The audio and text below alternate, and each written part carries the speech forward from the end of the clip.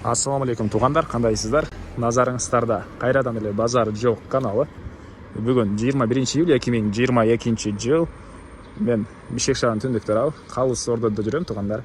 Ушул жактан бир сатылуучу үй бар экен, ошол жөнүндө сиздерге маалымат берейин дегем. Конуш жөнүндө айтсак туғандар, Бишкек шаарынын түндүк тарабында Объезднойдун жээгинде жайгашкан.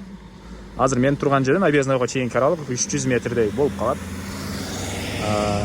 Ошол Объезднойдон сиздер түз Калыс Ордонун центральный жолу менен түшүп келе жатсаңыздар, оң тарапты карап келсеңиздер, бул жакта Лекар деген аптеканы көрүп аласыздар. Андан кийин мондой эки этаж үй.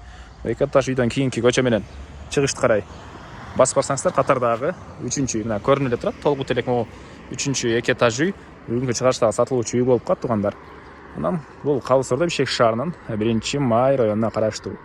Бул центральный жолунан 193-257 жана 173 маршрутка Бишкек шаарынын бурч бурчтарына барышат. 300 метрдей түштүккө карай бассаңыздар Объезднойдо дагы андан да көбүрөөк маршруткалар барат туганда, өтөт Бишкек шаарынын бурч бурчтарына. Анда эмесе мен сатылуучу үйгө карай жол алдым. Сиздер лайктан басып өз оюңуздарды комментарийге жазып туруңуздар тугандар. Былтыркы жылы канал жаңы эле ачылганда тугандар, могу времянка биздин канал аркылуу сатылган болчу. Окей.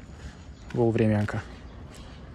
Ушул времянканын кийинки могу эки этаж толук бүтө элек үй бүгүнкү чыгарыштагы сатылуучу үй болуп калат тугандар. Мынакей тугандар, центральный трассанан чыгышты карай 70 метрдей эле басып бүгүнкү чыгарыштагы сатылуучу үйгө да жетип келип калдым. Мынакей бул көчө тараптан көрүнүшү.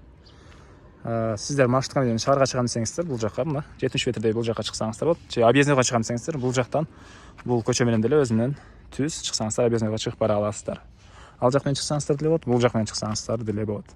Анан келип жатканда бирөө жеринен эски мектеп кайсы жакта десеңиздер, мына ушул жерди көргөзөт. Ушул мектептин жанында биздин бүгүнкү чыгарыштагы сатылуучу үйүбүз жайгашкан тугандар. Андан ары көрүп турганыңыздардай көчө тараптан тегеренте песка блок менен тосулган. Мынакей. Анан көрүп турганыңыздардай ворота орнотулуптур. Ворота орнотулуптур. Бул жерде жанында эски мектеп жайгашкан. Анан жакын эле аралыкта, бул жерде бир 500 метрге жетпеген аралыкта жаңы түшкөн мектеп деле бар тугандар. Садиктер бар экен. Мына ушундай. Азыр эми коросуна кирейин да калган маалыматтарды берейин. Так. Жеринин аянты 4,5 соток тугандар.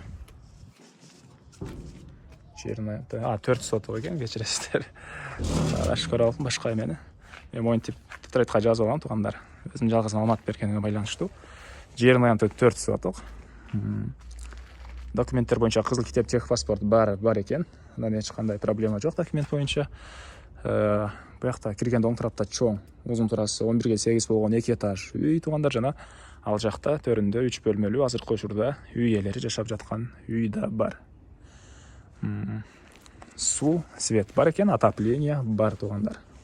Суудан эч кандай проблема болбойт дейт. Себеп дегенде ал жак көчөнүн трубасына да кошулуп тур, буяктагы, анан буяктан кирген трубага да кошулуп тур бул үйдүн суусу. Жайдыз күндөрү кээ бир конуштарда суулар азайып, жетишпей калат го тугандар, бул жакта андай болбойт экен. Дайым суу жакшы чыгат деп айтты үй ээси. Бул чоң үй жөнүндө айтсак, көрүп турганыңыздардай толук түрдө кирпич менен бүтүрүлгөн. Өзүбүз үчүн салганбыз дейт тугандар. Бирок азыр кээ бир себептерден улам сатып аткан учуру үйдү. Көрүп турганыңыздардай фундамент бийик куюлуп, сейсмопояс, колонналар куюлган, жана 1-этаж менен 2-этаждын ортосуна монолит да куюлуп тур тугандар. Мына ушундай көрүнүштө. Азыр бул үйдүн ички тараптарын бир көргөзөйүн, андан соң буякта азыркы учурда үй ээлери жашап жаткан үйдүн ички тараптарын да сиздерге көргөзө кетем. Так, киргенде мондай бир холл бар экен тугандар. Холл, оң тарапка кайрылсак, бир бөлмө. Окей. Анан бул жакта дагы бир бөлмө. Тепкичтер деле азыр эле орнотулуп тур уже. Окей. Бул 2-этаждагы холл. Потолок ушуларга жага чейин бүтүрүлгөн. Там чыгып эле оң тарапка кайрылганда мондай бир детский бөлмө окшойт. Бөлмө бар экен. Андан кийин Бұяқта тағы бір бөлме. Еркер деп қойып жүрем. Ана жерін. Еркер формасына салынып тұр бұяқтары. Мәкей. Бұл жақта дағы бір бөлме. Объездный анша дәл алыс емес туғандар. Мәкей. Қоныштың көрініші. 300 метр деле бассаңыздар. Объездныйға жетіп бара аласыздар. Дордой базары деле жақын болып қалады. Егер Дордой базарында іштей тұрғандар болса, өзіңіздер біле білсеңіздер керек. Барып келген ыңғайлы жерде объездныймен түзеле барсаңыздар. 10 минутқа жетпеген уақытта жетіп барсаңыздар керек. Мен ойымша. Егер объездный пробка болып қалмаса. Так. Biraz футбол ойнап тұрыш керек. Ушул жерге шығып келген келе чаршап қалдым. Эми бұл бөлмелердің ішіне көрсетейін, бұл үйдің ішіне көрсетейін туғандар. Кіргенде бақта ондай бұт шешкенге ондай жай қылып қойып тұр туғандар. Бұл жерден түз өтсек, бақта кухня. Ішкі тарауынан кондиционер орнатылып тұр, дуалдар шпаклевка, потолок гипсокартон.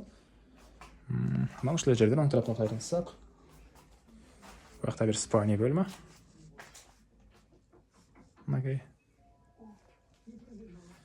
Ушул жерден түз өтсек, бұл жақта детский бөлме бар екен. Бұл жақта детский бөлме туғандар. Кухня ішкі тарауынан ракомендован етіліп су шығарылған туғандар. Көріп тұрғандардай кухня мебельдер орнатылған. Ушундай көрінішті. Андан ары. Туғандар мен қайырлы үйдің қорғасындамын. Бұл жақта үйдің ішкі тарауындағы туалет кирпичтен болған. Бұл жақта бір Мәкей көптеген бақтар деле бар екен. Жаш алма бақтары, черешня, вишня, алма, өрік, шындай туғандар. Қошнялар менен болған шекаралар толық түрде пескалок менен тосылған туғандар. Мына шындай. Эми айтылбаган бир эле баасы калды окшойт. Бул үйдүн баасыны $45,000 деп атышат. Сүйлөшүү болот. Эсин номерин мен экранга калтырам туғандар. Звонок кылып сүйлөшүп көрүңүздөр. Сүйлөшүү болот. Негизги маалыматтарды бир эскерте кетейин. Жердин аянты 4 сотук. Бул чоң үйдүн узун турасы 11/8, ал жакта 3 бөлмөлүү үйдүн узун турасы 11/4. Отопление бар, суудан проблема жок, документтер баары жайында. Калысырда конушу Бишкектин түндүк тарабы 1-Май районуна караштуу болуп калат. Бишкек шаарынын 1-Май районуна караштуу шаарга карайт тугандар бул район. Мына ушундай. Ушул видеону достор менен группаларга бөлүшсөңүздөр, мага үйесине сиздер чоң жардам берген болосуздар тугандар. Анда мен сиздер менен коштошом. Кийинки чыгышка чейин саламатта калыңыздар.